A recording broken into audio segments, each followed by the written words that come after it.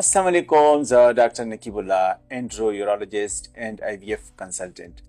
دا سړو د لپاره دوه سیزونه ډیر زیات ضروری دي که زموږ سره ټیک وي او ډیر فرق پکې نه نو موږ ګرنټۍ سره ویلو شو چې د اولاد پاسبل دی.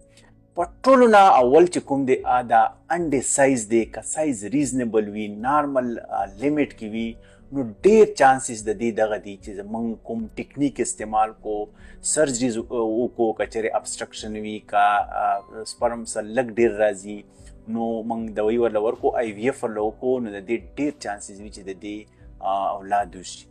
دې سره سره که FSH کوم هارمون دی هغه لیول ډیر زیات نه وي 15 نه لاندې وي یا 15 نو دې ډیر چانسز وي چې د دې اولاد وشي یا IVF سره یا نیچرل طریقې سره.